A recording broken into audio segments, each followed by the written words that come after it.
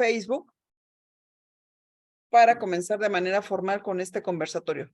Como ustedes saben, antes que nada les damos las gracias por estar con nosotros y sobre todo les damos nuestro agradecimiento a la doctora Violeta Hernández Alfaro, que hace posibles estas masterclass, estas clases que de alguna manera han sido un vínculo entre ustedes y nosotros. Ya habíamos tenido todo lo que fue la plataforma en el ámbito de la psicología y bueno, ahorita estamos viendo qué pasa cuando nuestra mente se enferma, cómo se deforman los pensamientos y por ende cómo se van presentando esos trastornos de personalidad que posteriormente también se llegan a convertir en enfermedades mentales. Como bien lo saben, bueno, pues hablar del currículum de la doctora Violeta Hernández Alfaro es meterse a una clase únicamente de horas, porque es un currículum bastante extenso, pero bueno, nos va demostrando que es una mujer que se la pasa y se la vive como muchos de nuestros ponentes en estos procesos de investigación, de aprendizaje, de reactivación y sobre todo de estarse actualizando y con todo el profesionalismo y el respeto que le merecen ustedes. Ella no solamente imparte estas clases a través de vía online, sino también en presencial. Y bueno, ahorita ha tenido la oportunidad de brindar también este tipo de pláticas a través de la televisión y del radio. De hecho, en la mañana estuvo por ahí en un programa de televisión y que bueno, ya pueden consultar esta plática interesante que tuvo, donde habla precisamente de todo este esquema que hace un momento fuera de cámaras, como dicen, casi, casi, estábamos comentando que se está agudizando cada vez más la violencia y está generándose toda una psicosis, porque de repente se viene como en cascada qué está pasando en todos los ámbitos, esta situación del violentómetro que mencionaba la doctora y que de alguna manera se está haciendo cada vez más evidente. Ya no nada más nos estamos preocupando, sino que ya es el momento de que nos ocupemos y esto es parte de lo que ustedes están haciendo al prepararse, al tener el conocimiento y aprovechar la expertise que tiene la doctora para ustedes seguirse preparando en estas áreas, porque es momento de que repliquemos la información y sobre todo de que no nada más nos convirtamos en grandes libreros de tanta información que podemos tener, sino que la apliquemos. Bueno, en esta ocasión, la doctora va a hablar de un caso muy interesante, de un niño que sufrió precisamente todo este proceso de violencia y que ella se los va a ir esquematizando. Como bien saben, este esquema de masterclass no nada más es manejar la teoría, sino también manejar casos que han sido muy sonados, casos que tienen todo este insumo de información que de alguna manera nos permite tenerlo más digerible y a lo mejor a algunos no les gusta ver las acciones, ¿no? Cómo cae, cómo se ve plasmada la violencia, pero sí en muchas de las ocasiones es importante y es necesario conocer más allá. De repente, pues hay que hacernos ahora sí como que un poquito el corazón duro para ver las escenas, porque son escenas de repente impactantes, pero no por ello quiere decir que no sean necesarias que nosotros también las conozcamos. Y por ello es que la doctora tiene este tipo de información en el que les da la teoría, pero también les dan las escenas, también les da los casos prácticos, también los pone a hacer algunas actividades que eso le permite hacer todo esta conjugación de la enseñanza, del aprendizaje y que va desde aprender como si fuéramos niños para que se nos quede todavía mayor la información. Pero sin más preámbulo, le damos el espacio a la doctora Violeta Hernández Alfaro, a la cual le agradezco nuevamente el que nos brinde su tiempo, su espacio y sobre todo su conocimiento y experiencia en estos campos. Adelante, doctora, y bienvenida sea a su espacio, su foro, queda abierto.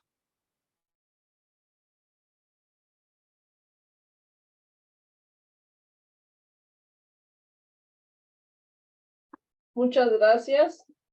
Bienvenidos en otra tarde. Muchísimas gracias por estar aquí. Creo que estamos viviendo, chicos, una situación que es lo que estábamos platicando la licenciada Matilde y yo. Estamos viviendo algo aberrante, algo que ya no entiendo. No hay tema que no venga ligado con violencia, con agresión, con intentos de entender qué pasa por la mente, qué se procesa, ¿Qué nos está sucediendo como sociedad? Y yo no creo que nada más sea México. Ahorita estamos tomando también el caso de Argentina, de este niño chiquito, de ahorita Gabriel que les voy a manifestar, pero no nos vamos lejos. México ahorita estamos viviendo esta niña que fue golpeada y la mataron por bullying en la cabeza, cuando le dieron los golpes en la cabeza, acá de Teotihuacán. ¿Qué nos está sucediendo cuando la propia familia sabía que la niña se iba a enfrentar con otra chica, porque no fue ni siquiera saliendo de la secundaria? ¿Qué nos está sucediendo como sociedad, como familia? ¿A qué estamos ya expuestos? ¿Qué pasa en nuestra cabeza al tener hijos pequeños y no darles lo que necesitan? Se están haciendo nuevos estudios, se están entrenando, se está llevando a cabo investigaciones de tratar de entender en todos los ámbitos qué es lo que estoy observando. Ya estuve a nivel jurídico, ya estuve a nivel psiquiátrico, hoy estuve a nivel artístico, en televisoras, en radios, y es la misma pregunta: ¿qué nos está sucediendo? ¿Qué es la violencia? ¿Por qué no hacemos esa conciencia que estamos formando? De verdad sí pensábamos que se nos iba a venir una ola después de la pandemia de violencia, de agresividad, de intolerancia, pero créanme que están rebasado muchísimas situaciones. A lo mejor ahorita el tema que toquen ya es un poco más rezagado, ahorita tendríamos más temas.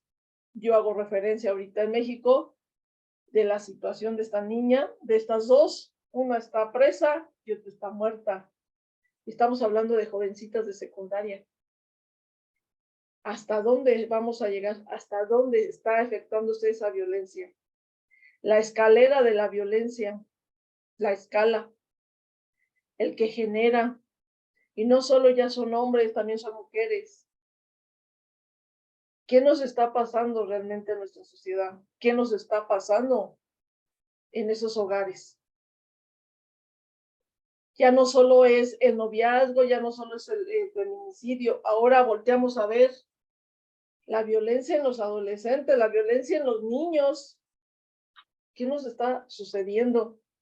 Cuando ese niño tenía que crecer en un ámbito adecuado, en un ámbito de amor, ¿qué estamos haciendo con esos pequeños? Y finalmente ellos son la semilla del mañana. Y del mañana donde un tejido está destruido. ¿A qué nos lleva? Señores, de verdad, sentámonos un poquito y analicemos qué nos está sucediendo con la palabra violencia, violencia en pareja, violencia contra los niños, violencia contra los animales, violencia en la sociedad, violencia entre países. Que no tenemos la comunicación, no tenemos la parte de empatía que se nos está acabando. Desgraciadamente, en los nuevos estudios que donde he estado, que es la neurocriminología, que más adelante se les va a dar a ustedes las cápsulas, viene exactamente qué se te altera, cómo se altera, qué se acaba, qué se transforma en el cerebro y qué nos hace ya no sentir empatía por el otro, no solo el narcisista. Cuando esa mente se enferma es por maltrato, por violencia, por agresividad, por humillación. ¿Cuántas teorías no hemos dado aquí? ¿Cuánta enseñanza no se les ha manifestado para que entiendan cómo vamos gestando a los nuevos delincuentes, a los nuevos suicidas, a los nuevos, todo, porque es la niñez? Nosotros ya llevamos un gran paso, pero esa niñez que tenemos en las manos. Hoy, hace un rato venía de tocar el tema de hijos del divorcio, los padres divorciados, la violencia antes de que llegue a esto, o los que nunca se divorcian y terminan en la muerte de un feminicidio en frente de los hijos. Son situaciones que estamos viviendo muy, muy fuertes. En los temas que he tocado ha sido Mijangos, que fue una enfermedad mental. Hoy les toco el tema de Gabriel, porque es violencia infantil, porque es aterradora la situación que podemos llegar a sostener ante un infante que no tiene ni el peso, ni el tamaño, ni la discernancia para decir, me está pasando esto. Es un caso muy lamentable, como hay más, sobre qué pasó con ese niño que llegó al hospital casi muerto, con muchas heridas, deshecho casi por dentro, mientras que el padrastro lo azotó 10 veces ante la pared. Muchas cosas, las atrocidades que podemos hacer contra nuestra niñez. Y solamente quiero dejarles como consecuencia que la niñez que ahorita estamos formando, seas tío, seas vecino, seas amigo, seas abuelo, seas tío, seas madre, padre, la niñez que estamos formando mañana, el mañana, no se ve nada agradable. Entonces, vamos a empezar con un video de entrada. ¿Qué pasó con ese niño? A lo mejor hoy nos espantan hasta los niños dentro de la delincuencia organizada, chiquititos que son halcones, que son pitufos, que son sicarios y que está en avance en este país. Y que son niños, porque ya no son ni adolescentes. ¿Qué te hace llegar a todo ese nivel? ¿Qué nos está sucediendo? ¿Dónde quedó la empatía? Una parte social que aprendimos y otra parte neuronal, que eso dentro de la neurocriminología ustedes lo van a escuchar, cómo se transforma cada pedazo del cerebro límbico, del cerebro neocortes y el reptiliano, cómo se va a activar, qué sustancia se activa, qué sustancia se retira, muchas cosas, qué hormona tiene más el efecto cuando la madre está embarazada y sufre violencia. Toda esa estructura que tenemos que venir enseñando porque ya se conoce, ya no estamos ajenos de qué pasará, no, ya hay estudios que te sustentan.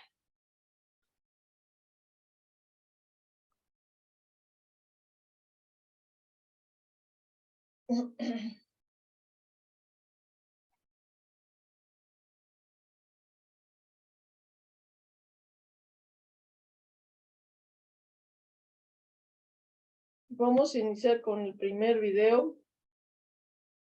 En el primer video les muestro fotos del niño, de su familia, y les voy colocando todo lo que el niño sufrió. No fue un niño deseado, no fue un niño que lo esperaran, siendo que la madre, cuando lo tuvo, lo dejó en el hospital y se fue, así. Mientras que la madre tuvo que ir, la abuela fue a sacarlo para que se lo entregaran, pero ella nunca lo quiso, nunca. Entonces, es muy triste desde ahí, ya es un abandono, desde ahí ya es una laceración.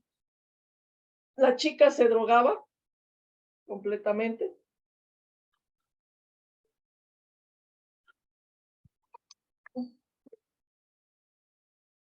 Permítame tantito. La chica se drogaba en el embarazo.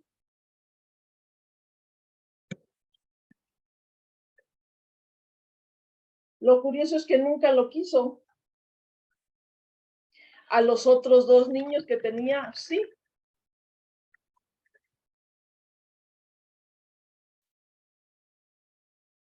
Okay.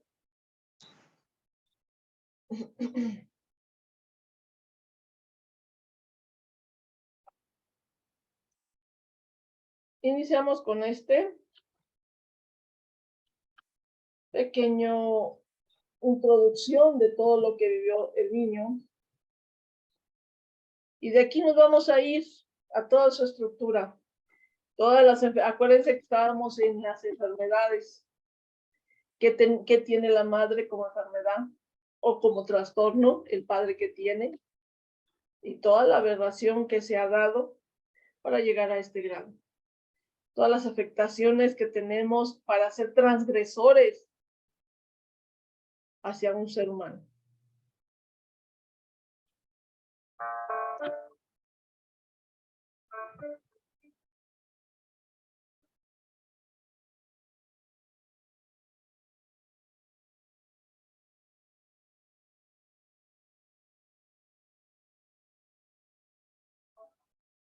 Vayan leyendo todo lo que le fueron haciendo, está en la parte de arriba.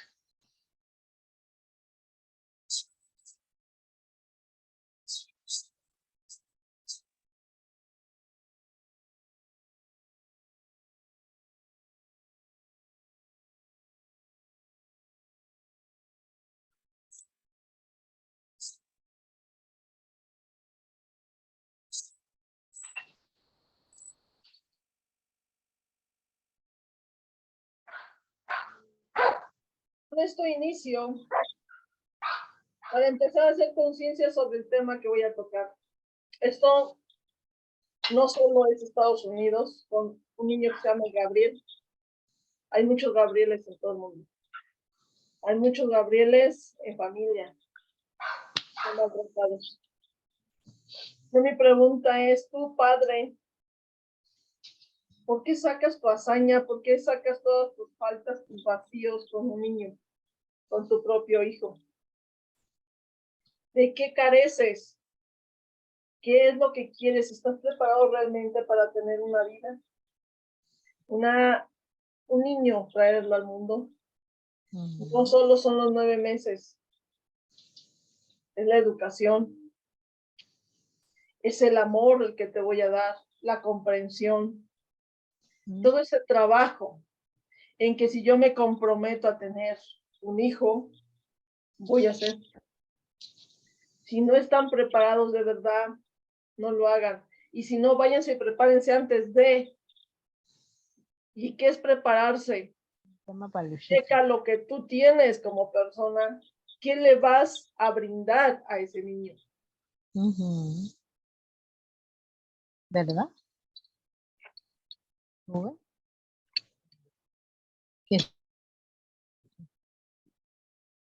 Que antes de tener un...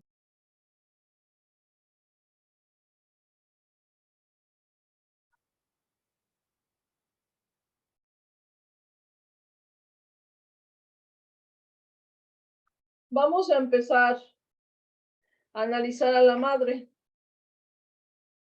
¿Quién es ella? ¿Qué pasó en ella? ¿De dónde viene ella?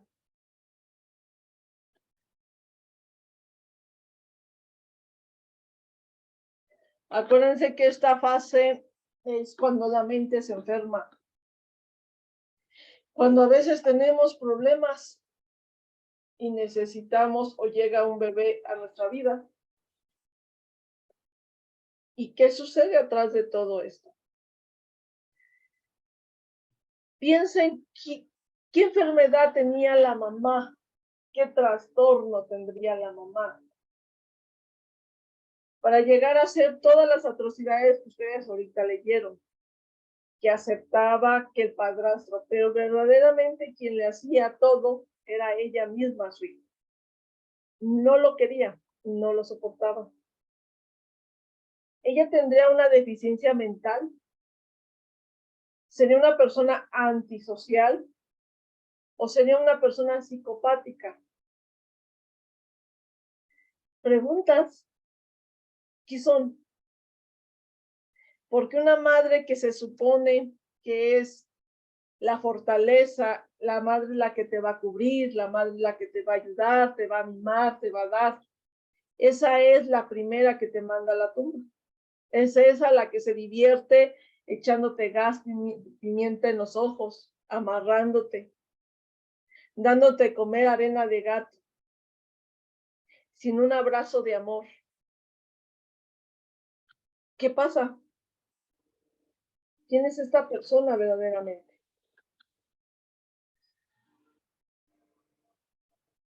¿La mamá es víctima o victimaria? Verdaderamente, ella nunca mostró, cuando estuvo ya detenida, ella está presa para toda la vida, y el marido no lo sé si todavía ya lo hayan matado porque ella estaba en el corredor de la muerte. Ella, me presenta a la mamá de Gabriel, ella fue violada en grupo, situación que nunca trabajó psicológicamente, situación que la llevó a tener odio, coraje ante la sociedad y ante los hombres. Después de la violación por 2 días de un grupo, fue violada por familias, por su tío, a ciertos tiempos y continuamente. Ella se crió en un hogar con violencia doméstica, donde habían pleitos mamá, papá, hermanos. No había amor, no había cariño. Finalmente, cuando ella iba a ser madre, ¿qué es lo que sucede? Pero ¿por qué a uno de los hijos? Tuvo 3. Ella se va de su casa por tantas cosas que le estaban sucediendo, por la violencia, por las violaciones, a los 11 años. Tuvo diferentes parejas, no estuvo una forma equilibrada o estable de una pareja. ¿Por qué? Por la situación que ella había vivido, que nunca hemos atendido todo ese tipo de situaciones de abusos o de violencia o de violaciones. Ella lo que hacía con las parejas era agredirlos, era lastimarlos. ¿Por qué? Porque venía con ese coraje de lo que ella había vivido. Y lo que quería es hacerlos pagar a sus víctimas. Nunca mató, como asesinas seriales que hemos tenido en la historia, pero esta persona sí agredía a las parejas, tanto físico como emocional. Con un hombre, porque tuvo varias parejas, tuvo 3 hijos. Pero el último niño, que se llama Gabriel, nunca lo soportó, nunca lo quiso. No sabemos realmente cuál es el trasfondo, el por qué el último hijo no lo quiere. Pero si estamos de este nivel de afectados por una violación, y no nomás una, imagínense 2 días soportar violaciones en grupo, y después todavía tu tío por cierto tiempo. ¿Cuál es tu mentalidad que se rompe en ti como persona y en tu conducta y acción? Cuando tiene este niño, lo abandona en el hospital porque ya no lo soporta, porque no quiere. El diagnóstico de la corte decían que tenía depresión, que por eso había hecho toda esa parte. Otros decían que no, que tenía el síndrome de estrés postraumático por todo lo que vivió. Se volvió a hacer diagnóstico y se habló de una discapacidad de desarrollo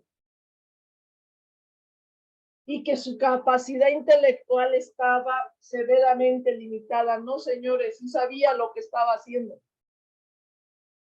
Creo que aquí viene toda esa falsificación a veces a nivel psicológico, jurídico, en donde tenemos que poner los pies en la tierra, realmente qué hizo y por qué lo hizo.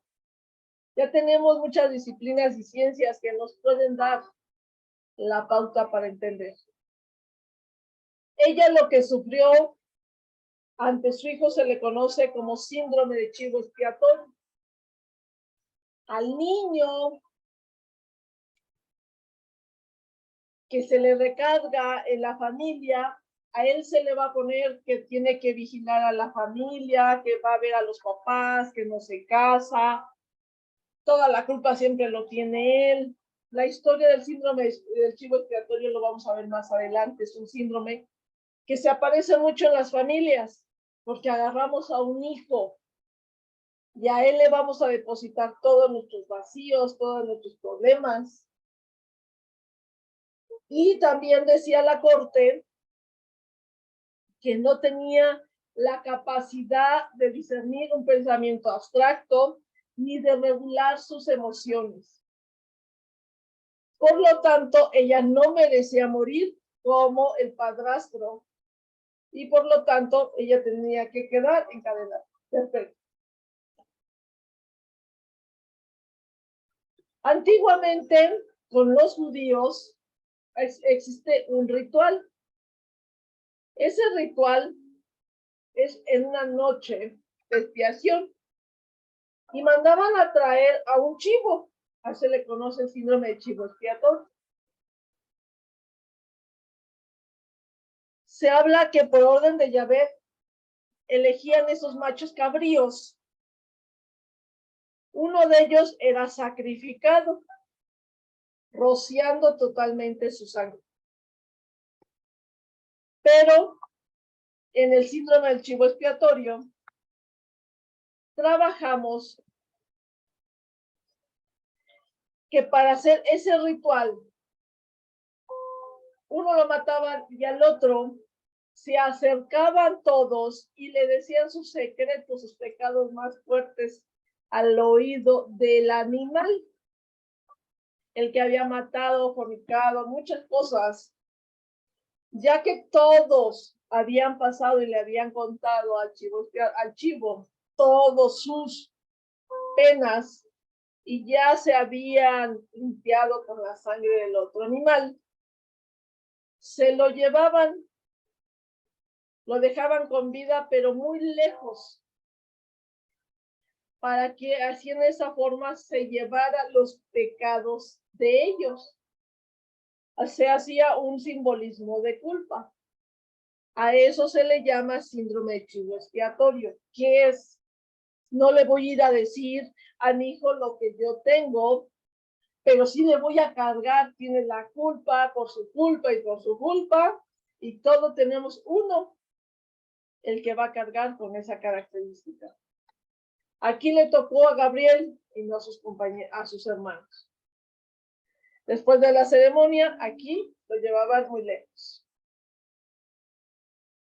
A esto se le conoce el síndrome de chivo expiatorio. A él le transmitió el odio de las violaciones, el odio de abusos a ese niño.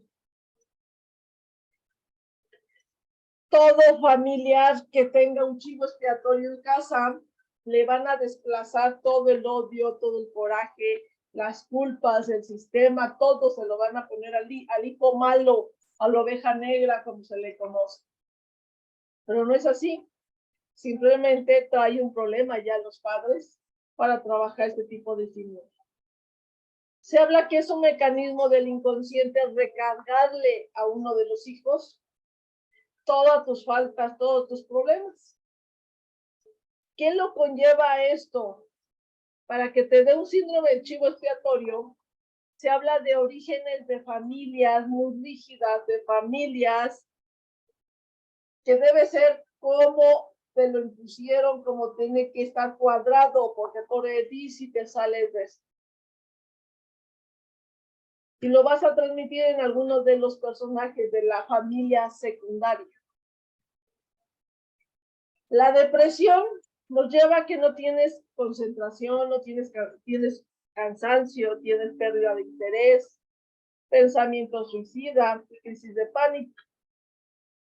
Ahora yo les pregunto, una mujer que se ponía a jugar con su hijo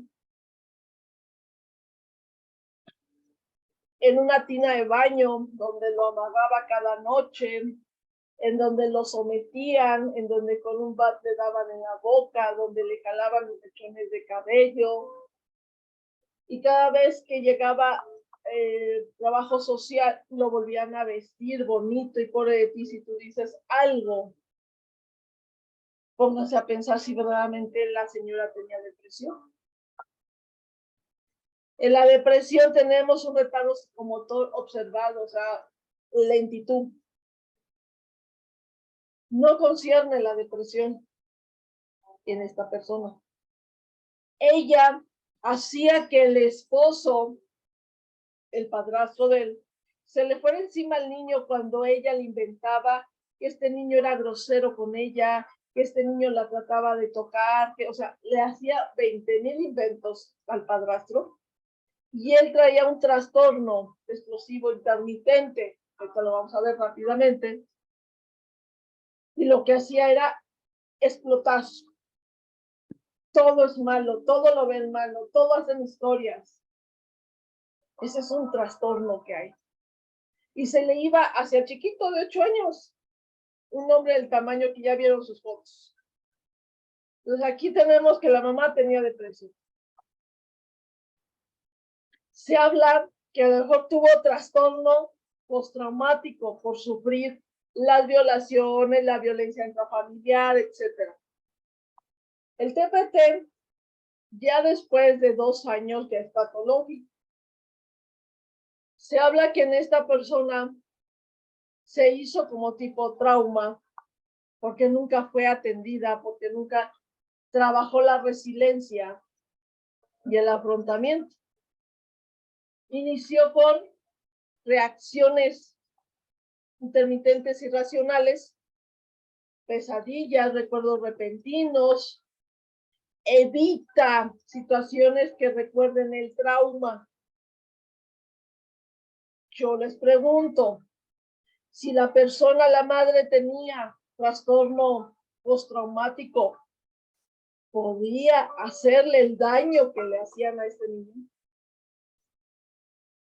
Si les aterra, si la experimentación les duele a una persona con estrés postraumático, entran en ansiedad y en depresión. Discapacidad intelectual de desarrollo. Se habla que no tiene una capacidad adaptativa, que falla en la inteligencia, que tiene limitantes para funcionar en la vida. Ella era feliz y venía con su hijo, con sus otros 2 niños. Se habla que ella pudo haber tenido autismo o parálisis cerebral. Piensen en todo esto, lo dijo la corte, encontrar a ella para sacarla del problema del homicidio de su hijo. Y que a ella le cuesta aprender, comprender y comunicarse. Entonces, ¿cómo hacía que su esposo explotara con una palabra? Si sabía con qué ensañarse para que el otro se le fuera al niño. Que verdaderamente todo lo que les estoy explicando, esa era la enfermedad, ese era el trastorno de ella. Había un trastorno para matar a su propio hijo. Eso son lo que dijo la corte para sacarla del corredor de la muerte. Con eso se sustentó. Postraumático, deficiencia mental, y a ella la libran de la muerte. ¿Cuáles son realmente los estudios de ella, de su conducta? ¿Qué hizo ella? Estaba consciente de todo lo que estaba haciendo. Y lo que quería era eliminarlo, que ya no estuviera más. Le estorbaba. Ahora vamos a ver brevemente su diseño de estudio. Imagínense cuando nuestra mente se enferma. Una Mijangos, un Gabriel Fernández. ¿Qué nos pasa? Y estamos hablando de los más escandalosos. A diario, ¿cuántas cosas de este tipo pasan? ¿Qué nos está sucediendo? ¿Por qué no tenemos la conciencia? Ya no estamos ciegos. Y Facebook, YouTube y todos los demás niveles,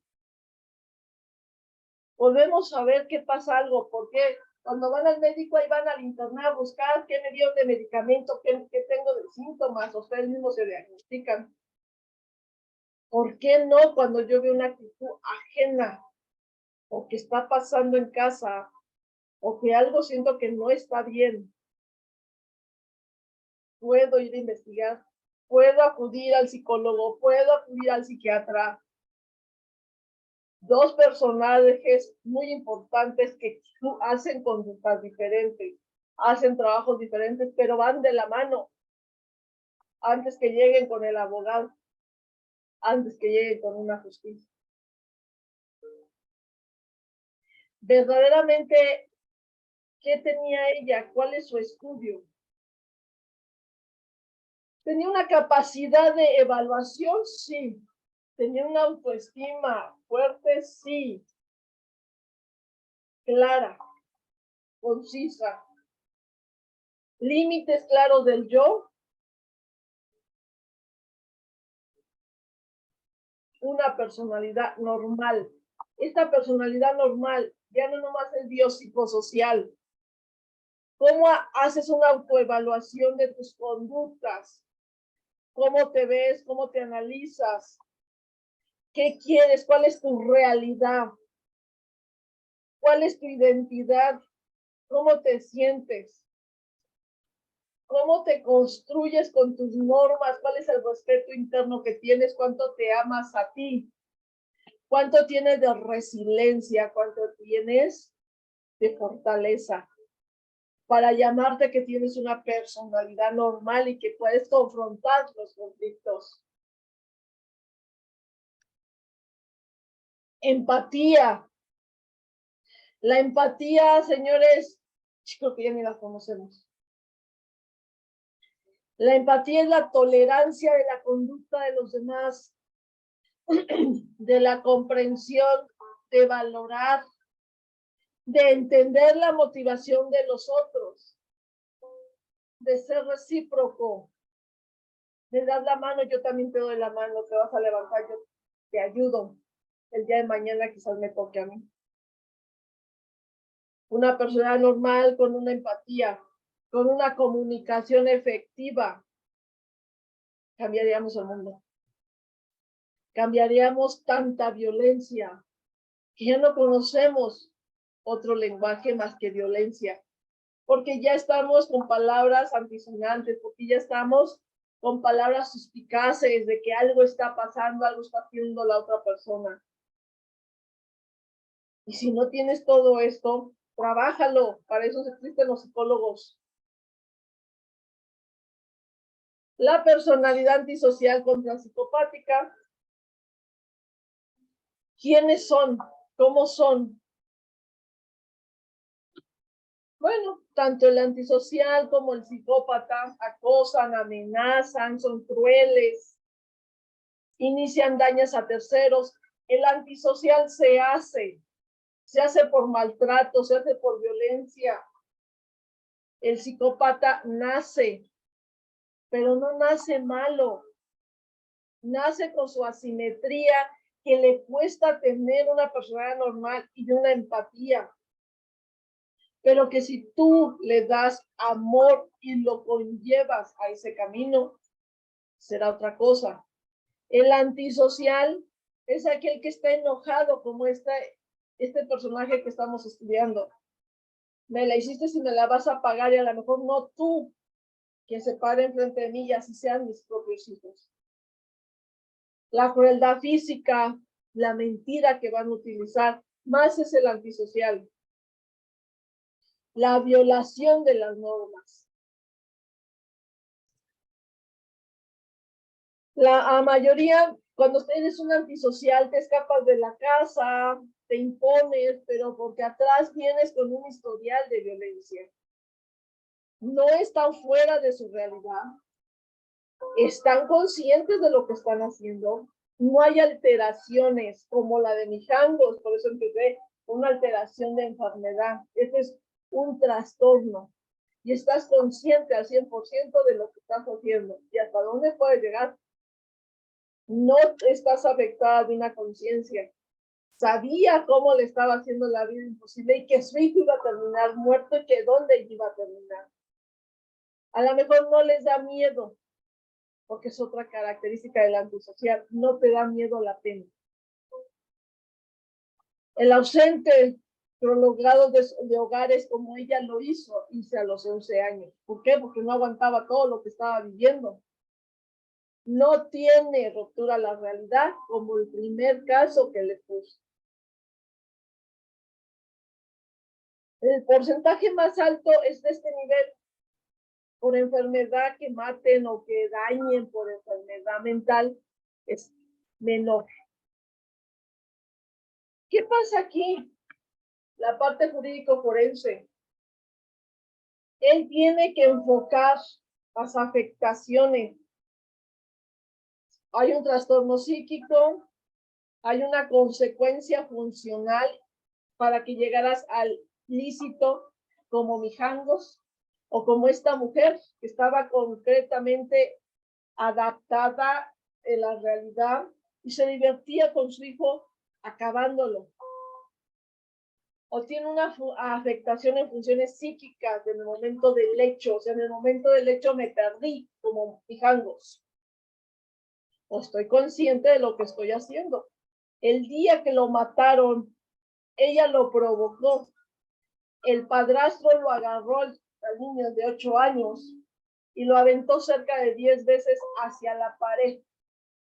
Después se subió en él, rompiéndole parte de las costillas. Cuando vieron que ya no respondió, cuando ya vieron que no respiró, automáticamente llaman a la ambulancia porque se espanta. Por eso nace Netflix, nace ese estudio, porque se quedaron aterrados de cómo llegó ese niño y de todas las laceraciones que venían ya en la necropsia y cómo internamente nos vamos secando, nos vamos reduciendo de ciertos órganos al no recibir amor, recompensa, aceptación. El disocial en el CIE-10. ¿Qué nos dice estos libros? El DSM-5, y ya está también, ya está el 6. El CIE-10 o el CIE-11 son libros que se utilizan en psicología para entender los trastornos y enfermedades mentales. Verdaderamente psiquiatría. El disocial en el CIE-10 nos habla que el disocial es cruel, está despreocupado por los sentimientos de los demás. No importa que seas mi hijo, voy a tener esta parte. Soy una parte disocial. Soy incapaz de mantener una relación personal duradera. Por eso les hice ese énfasis que tuvo varias parejas. Porque no podía estar con una sola. Tiene un trastorno disocial, no con todo lo que le dijo la corte para sacarla, principalmente para tapar esos puntos. Tiene bajo umbral para descargar la agresividad. ¿Qué umbral tenemos? Podemos comérnoslos, tranquilizarnos, entender qué nos está pasando antes de agredir al otro, verbal, física, con sus palabras, acciones, o descargas la agresividad y la agresividad te va a llevar a un comportamiento violento. Y vuelvo a decir, agresividad nacemos, violencia la conocemos, aprendemos. La violencia no es genética, excepto cuando la mujer embarazada es violentada y entonces se transfiere alteraciones de neurotransmisores. Pero mientras no, la violencia es social. La agresividad la traemos nosotros. Y si tienes un bajo umbral de agresividad, todo te va a lacerar. Todo te va a poner mal. Incapacidad para sentir la culpa. Aquí ya habíamos visto dentro de las teorías psicológicas, cuando introyectamos a nivel freudiano la culpa, la que nos va a detener, la que nos va a dar un sentimiento. Cuando no hay esa capacidad de introyección de culpa, podemos matar a nuestros propios hijos, y ya lo vimos. Una fue con un cuchillo, en donde los dio cara de demonios. Aquí la otra estaba consciente al 100% y fue disfrutando paso por paso todo lo que le hacía al niño. Ellos no aprenden ni tienen la experiencia del castigo. Por eso muchos delincuentes vuelven a regresar y vuelven a regresar. Por esa incapacidad de sentir tanto pena da culpa como culpa. La pena quiere decir que yo no le tengo miedo de regresar a la cárcel o que estoy enfrente del Ministerio Público y yo creo que si alguno de nosotros nos sientan estamos bien nerviosos y no nos gusta estar en esa situación. Ni ellos, es normal. Hasta ya regresé, compañeros, cuando están en el reclusorio. También hay una marcada predisposición a culpar a los demás. Es característica del disocial. ¿Qué hacía ella? Que el niño tenía la culpa. El niño la había hartado, el niño era malo, el niño la acosaba, el niño. Y culpa a todos los demás por algo que yo no lo sé llevar, yo no lo sé trabajar. Ofrece racionalizaciones como mecanismo de defensa que son incoherentes. Si nos ponemos a ver y a entender, nos espantaríamos. Y comportamiento conflictivo, voltea a ver cuál es su vida, dónde vivió, cómo fue la escuela. Tenemos que investigar a las personas que tenemos que laceran, que dañan. Finalmente, la falta de empatía y estabilidad persistente. Si tienes este punto, vete a atender psiquiátricamente y psicológicamente, porque dañas a todo lo que más quieres, porque no tienes esa tolerancia, no tienes el control de impulsividad, no tienes el control, no tienes la adaptabilidad de espera. Quieres hablar, quieres hacer algo y casi quieres que la persona tenga el celular aquí, no esté contigo. Y si no está contigo, no, quién sabe qué está haciendo. Y de todo te enojas, de todo tienes ese corte, no tiene la falta de empatía ni de espera. Y es grave, porque esto nos lleva a violencias mayores. Todo lo que estamos hablando, en ella puede entrar una personalidad psicopática, personalidad amoral, personalidad social, personalidad antisocial y el trastorno psicopático. Pero no había tanto psicopático en ella. Desgraciadamente, el abuso vino a transformar su pensamiento y acción. El psicópata es manipulador, no tiene culpa, no la proyecta, sabe que existe.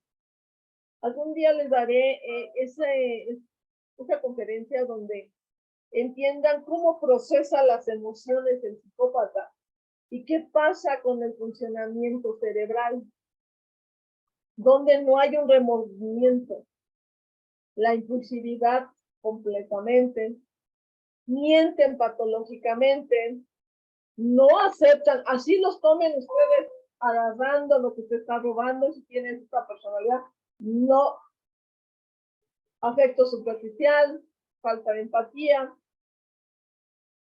pobre control de conducta, aquí está uno de los casos, y puede llegar a ser criminal. ¿Cómo no puede llegar? No todos los psicópatas matan. Están los integrados y tenemos 9 clasificaciones. Pueden llegar a la delincuencia juvenil. Son parásitos, sí, dentro de familias, dentro de hogares. Nada más les gusta estirar la mano. Hay psicópatas integrados que son grandes empresarios que tienen una visión para proyectar. Tienen una vida sexual. Hoy me duermo con esta, mañana amanezco con otra. Tienen una pérdida de intuición. Toda la conducta antisocial de romper las reglas de los otros. No tienen nerviosismo. Aguas, porque ellos son un temple frío, mientras que nosotros estamos temblando hasta porque nos están platicando, diciendo algo, ellos te están mirando y están íntegros, porque no tienen nerviosismo. Su sistema simpático y parasimpático y el sistema nervioso autónomo y central tienen otros funcionamientos y no tienen al 100%. Falta de juicio, lo toman más con superficialidad. Si se aburre, sale o busca algo para entretenerse y no va a hacer nada bueno. No puede tener metas, ¿por qué? Porque para el día de mañana quiere acción, quiere otra forma. Lo logró, lo hizo para pasado cambio. Cosifica las cosas, cosifica a las personas. Ese es un psicópata. A ella se le clasificó dentro de la psicopatía. Desgraciadamente, a ella se le encontró la psicopatía grado 9. Y vamos a darnos cuenta de qué es ese pedazo de psicopatía grado 9.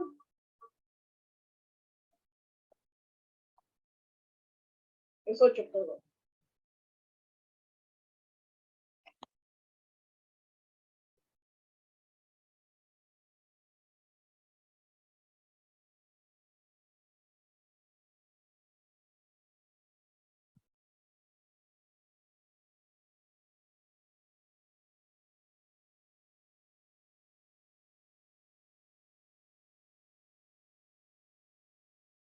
Licenciada Matilde. Dígame, doctora. No creo que este pedacito le permita a Facebook, no sé, porque este sí es de una película que está prohibida en México, que es atroz. Entonces, ¿quiere que cortemos la transmisión en Facebook? Digo, porque no sé si los vaya a permitir, porque este es un poquito Bueno, más. entonces lo dejamos hasta aquí en Facebook y continuamos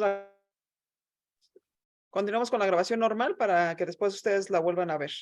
Permítame un segundo, doctora. Sí. Ya está, doctora. Continúe usted. Gracias.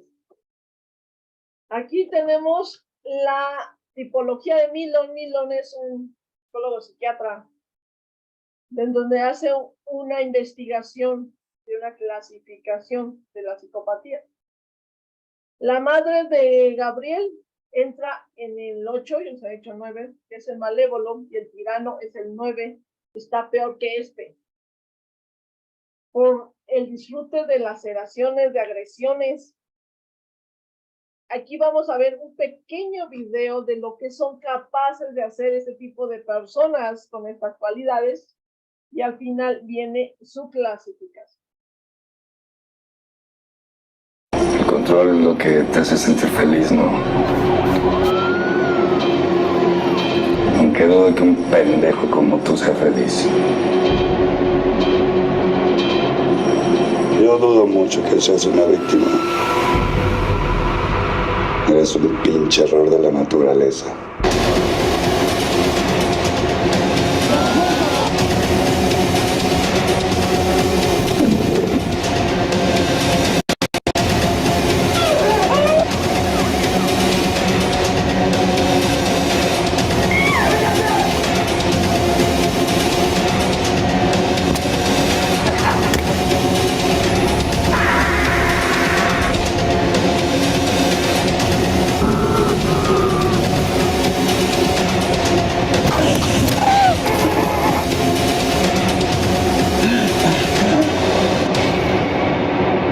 Tu placer no está en acariciar unos genitales.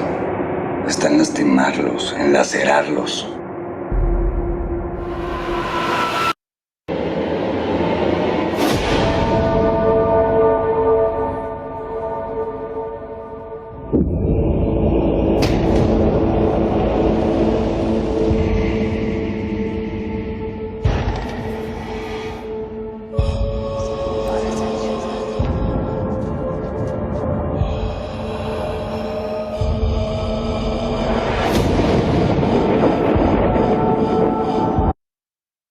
Aquí tengo el psicópata malévolo, impulsivo, arrogante, anticipa traiciones, que no tiene, que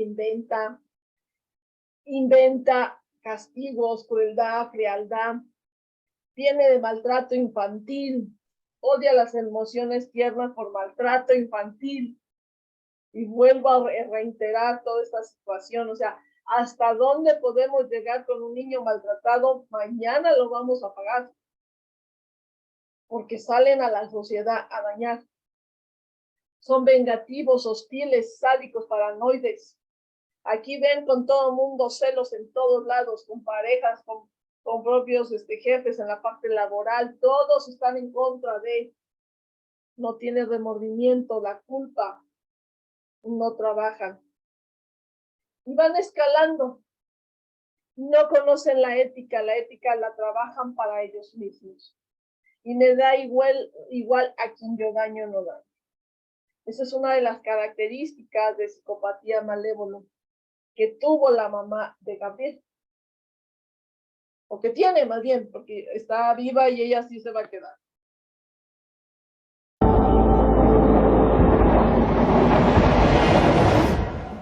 De hecho, chicos, el que ahorita le dije a la licenciada que la quitara, es una película que está prohibida en México, se le conoce atroz, está hecha en Sudamérica, pero es mexicano. Y realmente esa película te habla de una violación de un padre hacia su propio hijo, no de mujeres, es de un niño. Que su padre se burla de él, abusa de él, el propio padre lo enseña supuestamente a ser hombre a través de las violaciones y humillaciones. Él despierta la faceta psicopática, la faceta de agresión, y empieza a agredir a todos los homosexuales, empieza a hacer una de atrocidades y de cosas horrendas. En ese tiempo, cuando fue filmado, estábamos aquí en un grupo delictivo en México que se le nombró Los Zetas. Y se relaciona cuando su hermana entra en las listas de la delincuencia organizada de los Zetas. Pero ¿por qué podemos llegar a la delincuencia organizada? ¿Por qué podemos tener ese sadismo? Por la violencia y el maltrato infantil.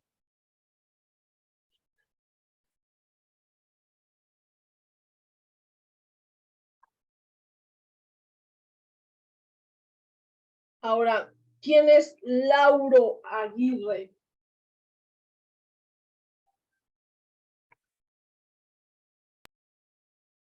Lauro Aguirre es el papá, bueno, padrastro, papá no.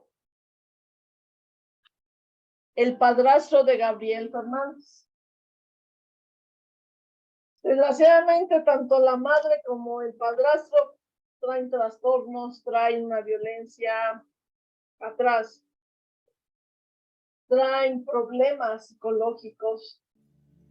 Recordemos que en este lapso estamos hablando cuando tu mente se enferma. Él que era un chofer, llegó a cuidar ancianos, era guardia de seguridad. Ahora pregúntense si él tiene permiso para hacer una vida. Cuando en sus manos tenía a personas de nuestra edad. Cuando fue guardia de seguridad, pues ahí podía sacar más la impulsividad. Perdón, es más fuerte la música que su voz.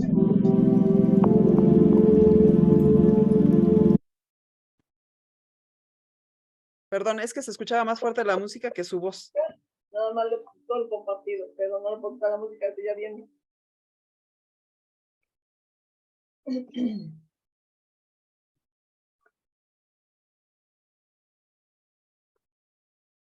Su personalidad, vamos a empezarla a distinguir. Tenía 37 años cuando pasó todo este tipo de asesinato. Él fue tomado como asesinato en primer grado. No era una persona con estudios. No concluyó la secundaria. Era una persona lenta y manipulable. Ya les di el perfilamiento o ya les di sus características de la madre. Ahora se los doy desde el padrastro. Estos dos personajes fueron los que conllevan a la muerte al niño. A este es el que lo mandaron al corredor de la muerte.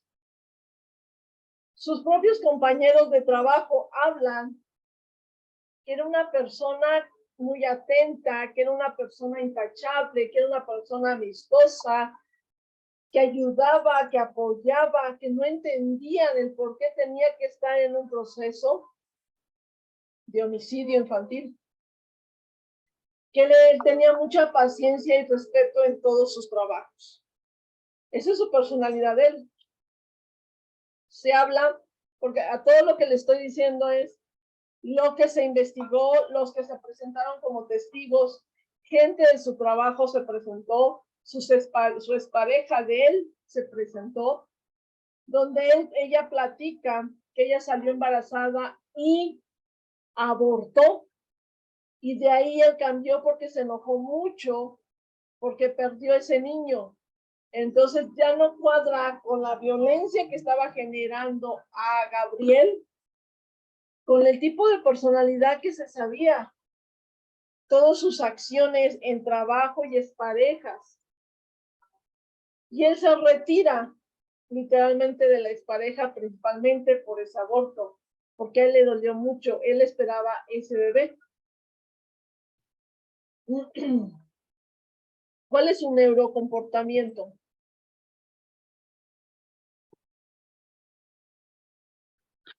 La personalidad es un conjunto de características que van a perdurar con lo que tú naces, con lo que tú eres.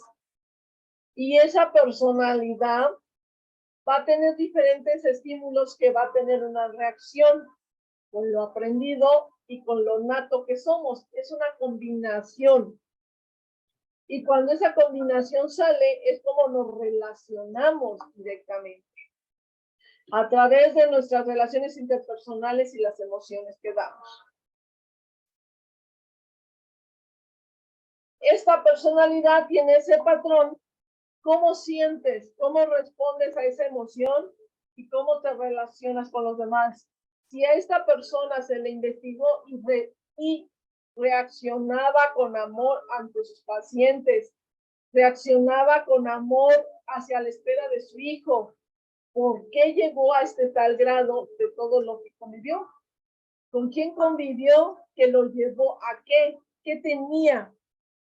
Bueno, a él se le conoce como un trastorno, se le conoce de impulsividad anómala.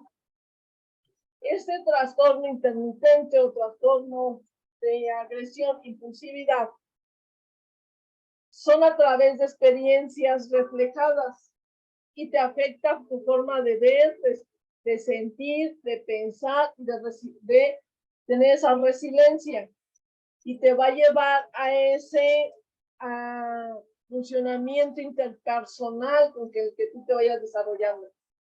Con los ancianos, como chofer y como guardia, tenía otra función, pero conoce a una persona que también es explosiva, que te mete manipuladora, a una persona que es impulsivo y es intermitente, explosiva intermitente, te va a activar.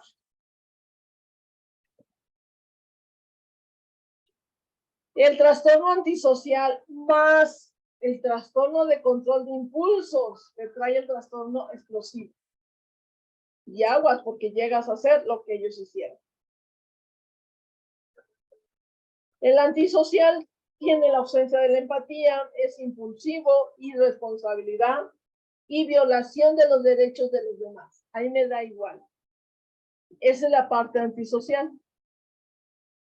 El trastorno de control de impulso, repetición de actos. No tienes una clara motivación el por qué estás haciendo, el por qué repites esos actos. O sea, tú te quieres detener. Aquí encontramos muchos agresores de familia. Es que ya no quiero ser así, pero nuevamente ella hace algo y me enciende. Tienes un trastorno de control de impulsos. Y no puedes controlarlo. De cualquier cosita te molesta, de cualquier cosita fallas. Y empiezas a dañar a los tuyos y a los demás.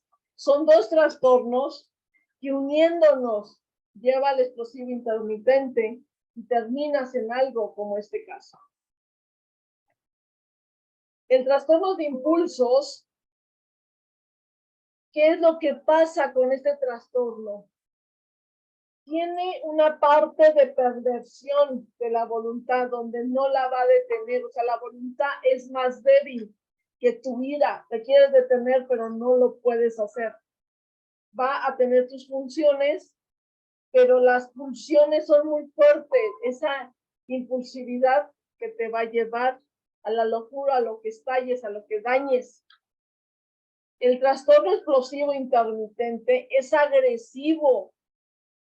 Después del episodio que se revienta, que agrede, tienen culpa, quieren detenerse, pero siguen reaccionando.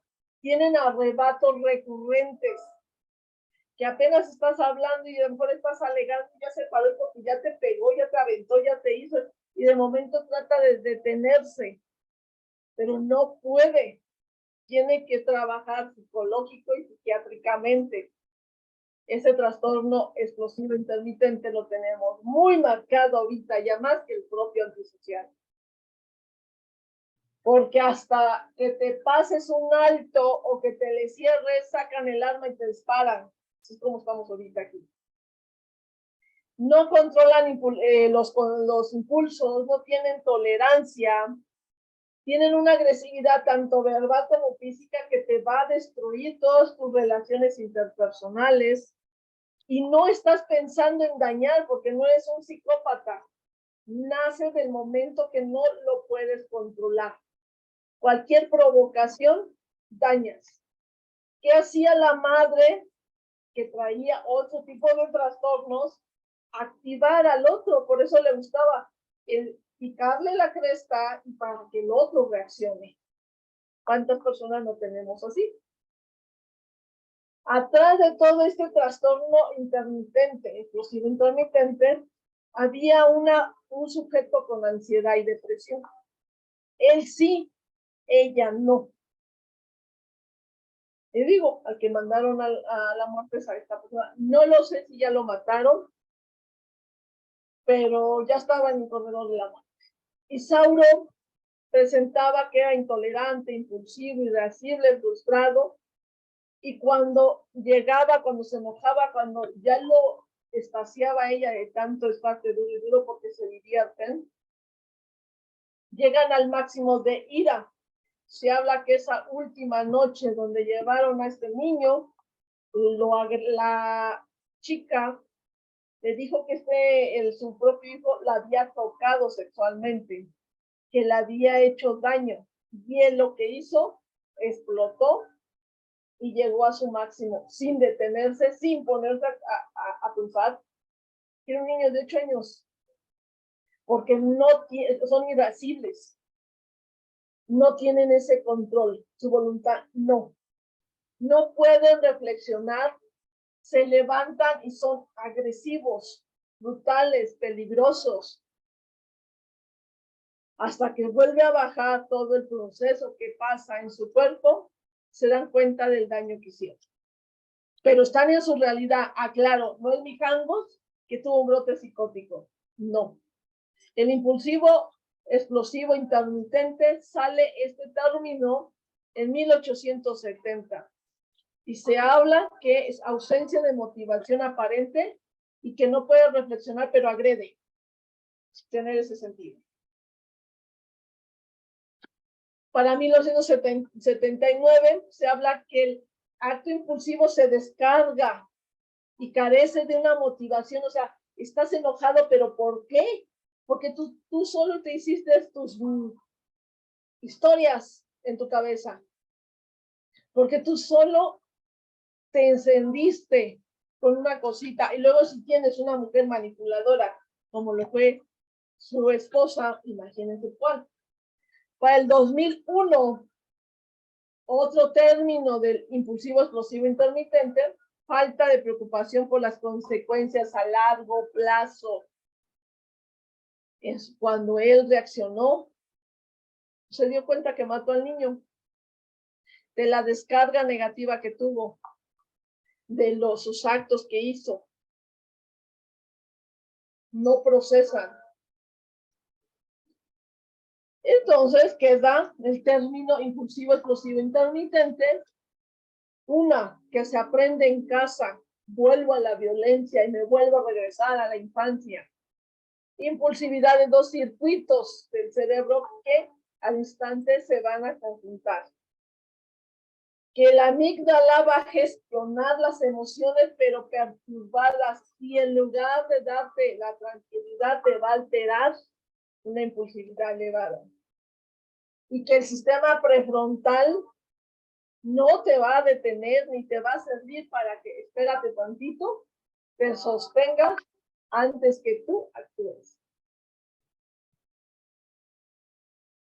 Entonces, a Isauro Aguirre lo que se le encontró fue alteraciones neurobiológicas, déficit serotonérgico, que es la serotonina, algo muy importante, regulación de inhibición, no se puede, y sin miedo a producir un castigo.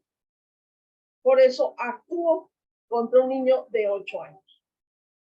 Tuvo una disfunción en la dopamina, una inhibición en conductas,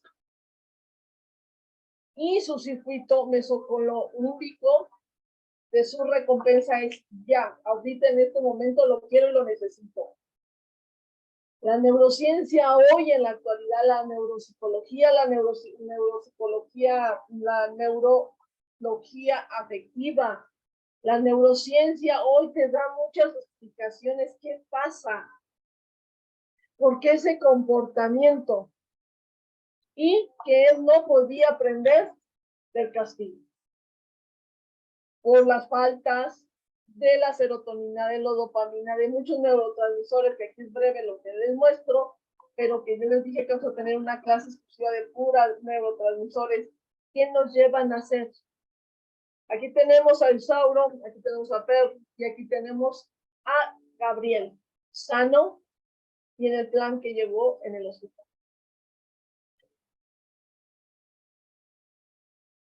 La pena de muerte en el 2020, les vuelvo a decir, la verdad no lo sé si todavía siga vivo, pero pónganse a pensar, ya les expliqué la mamá, ya les expliqué el papá, verdaderamente quién era el que tenía que ir a la muerte.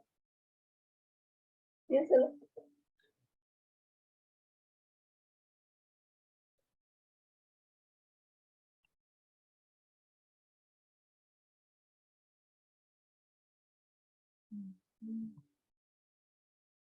¿Quién era Gabriel?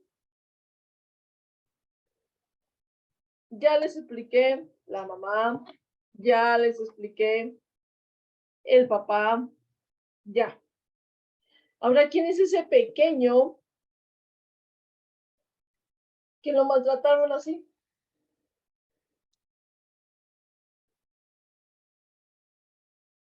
Ya les hablé de la faceta de los papás, de los trastornos que tenían su madre y su padrastro.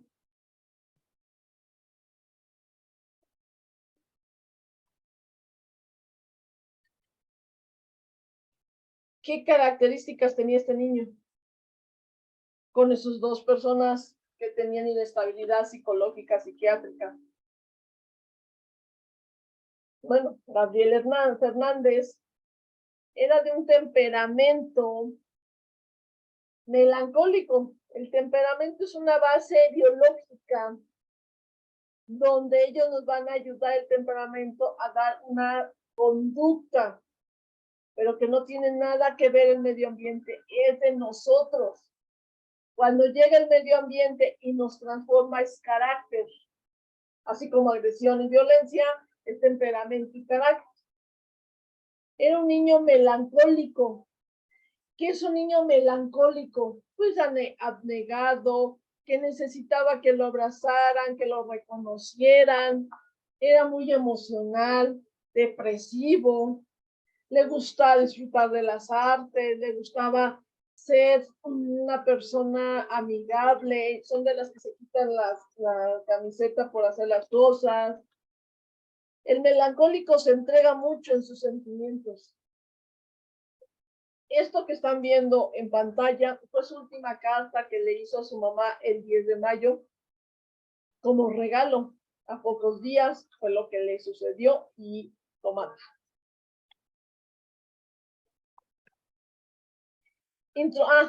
Un niño introvertido, no extrovertido, kinestésico, donde necesita mucho apapacho. Es un amigo leal, constante, sensible, muy sensible, tierno, reflexivo, crítico severo contra él y perfeccionista. Esas son las características de este niño. Mientras ya les di el contexto de los padres, hoy le doy el contexto del niño. Y bien preocupado, ¿qué pensaban por él? ¿Qué tenía que hacer para que le cayera bien a ellos? Sanar, subsanar, cualquier cosa que no les gustara a mamá y a papá para que lo hicieran. El abuso infantil, el maltrato, el suicidio, todo lo que vivió este niño. El abuso físico, todos los actos brutales que ya ustedes leyeron, los golpes, quemaduras, el estrangulamiento, el azotarlo en la pared, el abrirle los labios de aquí a lo que es el oído, muchas cosas, el arrancarle los cabellos en pedazos, dejándoles lagunas de coágulos de sangre, el abuso psicológico a través de la humillación, vejación, denigrándolo, haciéndolo pequeño, rompiendo su estructura social. Este niño murió, y si este niño lo dejan con todas estas laceraciones, ¿qué tenemos el día de mañana ante los demás? Para la sociedad, para él mismo. Se lleva a un psicólogo y realmente sale, o sea, es un niño asesino, o sea, es un niño delincuente. ¿Qué tipo de resiliencia, afrontamientos y todo le fueron acabando, secando? No solo es no es solo el aprendizaje, no es lo que vemos, no es lo social, sino internamente también lo empiezas a achicar, lo empiezas a disfuncionar. La negligencia infantil, el abuso, carecer de afecto, los cuidados, la protección, el alimento, que no se le daba. Las consecuencias a largo plazo, pues alteraciones del desarrollo del sistema nervioso inmunitario. La violencia en un infante también influye en el sistema inmunológico, igual que en el adulto, pero en él se ve más marcado. ¿Cómo son los adultos que han sufrido maltrato en la infancia? ¿Y cuáles son sus conductas el día de mañana?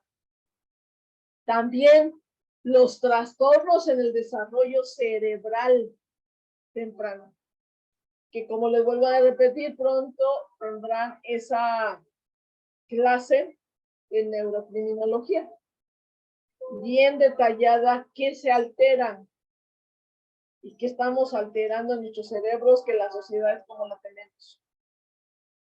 El maltrato contra el suicidio.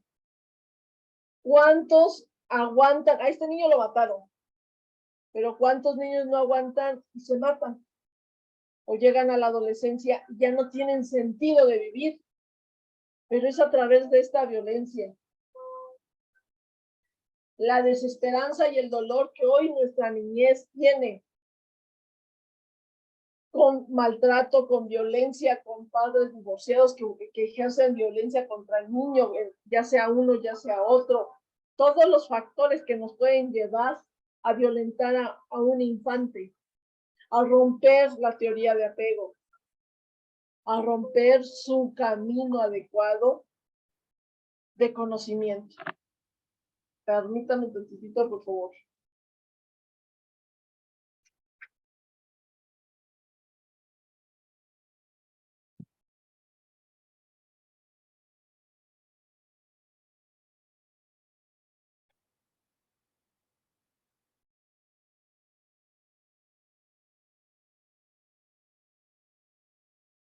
A veces no solo la necropsia médica, podemos encontrar, también podemos hacer una autopsia psicológica, necropsia psicológica, y nos vamos a aterrar de cómo era la vida de cada infante en este tipo de situaciones.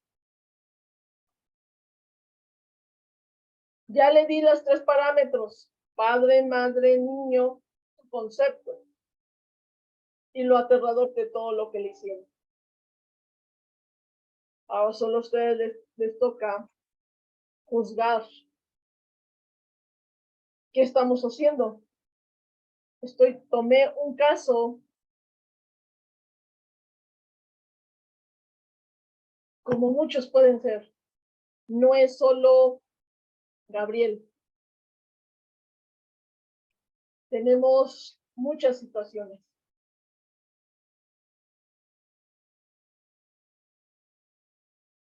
Y vuelvo a repetir, el caso más cercano que tenemos actual.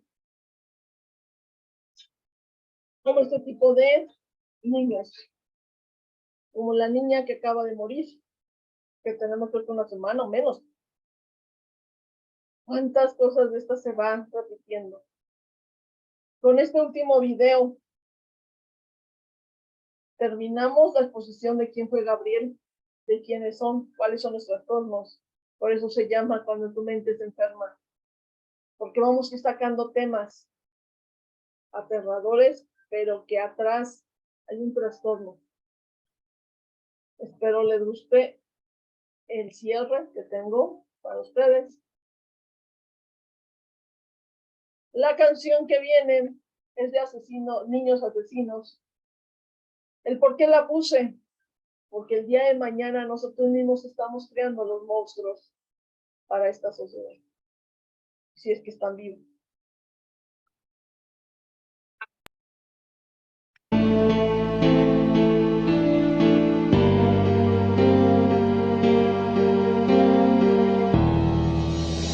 Papá, mamá, desperté con tantas ganas de llorar. Desperté con tantas ansias de aclarar. ¿Qué hago aquí? ¿Quién soy? ¿Qué es lo que soy? Papá, mamá, hoy tuve feas pesadillas al soñar y no supe qué pasaba en realidad. No era yo, no era mi andar. ¿Qué es lo que soy? ¿Dónde están los monstruos? Quiero yo saber si se esconden dentro o fuera de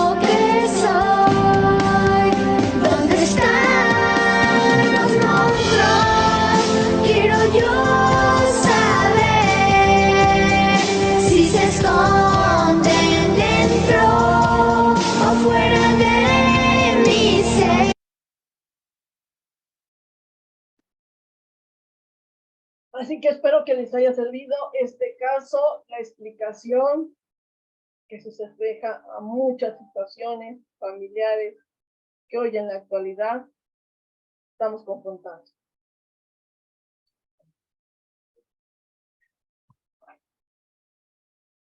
Pues nos deja sin palabras, doctora.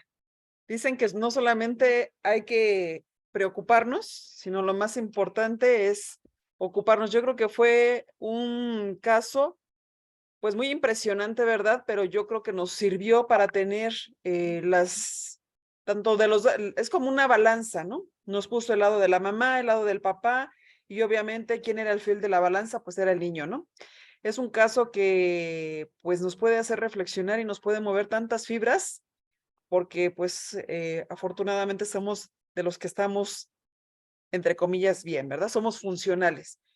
Y hay una frase que se me vino a la mente que dice, si no curas tus heridas, sangrarás sobre las personas que jamás te hirieron.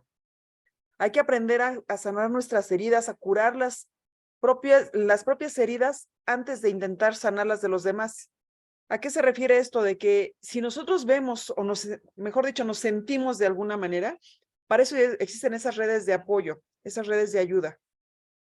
Busquemos a un profesionista, busquemos a alguien que nos oriente, que nos diga cómo encontrar, ubicar esas heridas que a lo mejor llegan momentos en los que se presenta un detonante y va a ser una catarsis emocional que es necesario que sanemos.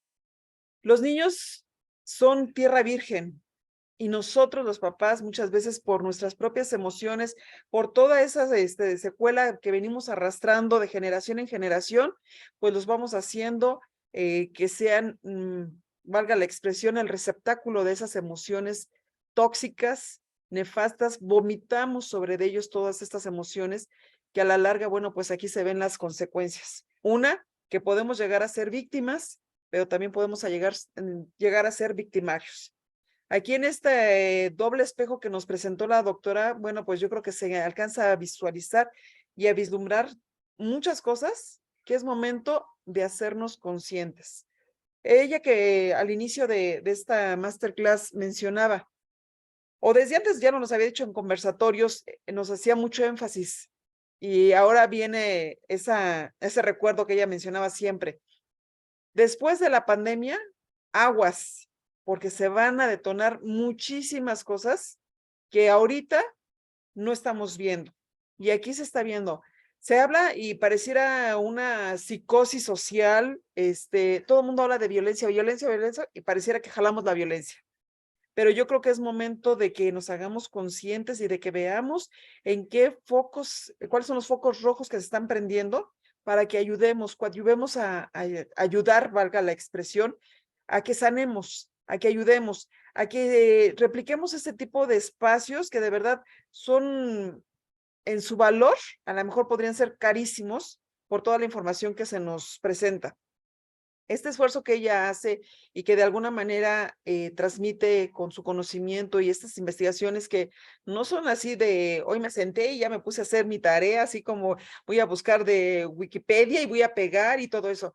No, hay muchas personas que es lo que hacen, ¿no? Agarran de aquí y de allá y bueno, pues algunas ni se toman la molestia de cambiarle por lo menos la fuente, ¿no? Entonces aquí una persona responsable como la que tenemos aquí frente a nosotros, que nos transmitió todo este tipo de información, pues hay que aprovecharlo. Y de verdad que esto nos sirva como una sacudida de conciencias y de que jalemos a más personas que se enteren de este tipo de espacios para que aprendamos y no nada más digamos, estoy bien preocupada. No, ¿y qué estás haciendo? Ahora ocupémonos. Ya pasamos de esa etapa de la preocupación y ahora va a ser la etapa de la ocupación. Entonces, les reitero, sanemos esas heridas y dejemos de sangrar sobre esos seres inocentes, esa sangre, esas gotas que derraman nuestras heridas emocionales que ellos no nos hirieron, que ellos no nos generaron. No es que nos regresemos y volteemos y golpeemos al que nos los generó. No, simplemente aprendamos a sanar nuestras heridas para que podamos ser seres todavía mejores y más funcionales dentro de esta sociedad tan convulsionada. Los invito a que nos vayamos con estas reflexiones a que de verdad aprovechemos estos espacios. Saben que están las masterclass, saben que están los conversatorios y próximamente habrá otro espacio donde vamos a trabajar desde la infancia hasta la edad adulta, toda esa, digamos, ese ¿cómo se llama? Engranaje lo vamos a ir manejando para que vayamos viendo cómo se van presentando todas estas etapas y ayudemos a sanar a esas personas que nos anteceden, a nosotros y a las personas que nos vienen, que descienden de nosotros, que son esas nuevas generaciones. Dejemos de llamarles generaciones de cristal, porque la verdad es que son fuertes y están viviendo cosas muy, muy fuertes para su edad, para su entorno, y nosotros debemos de ser esa fuerza que los debe de impulsar, de proteger, de resguardar, para que salgamos adelante juntos.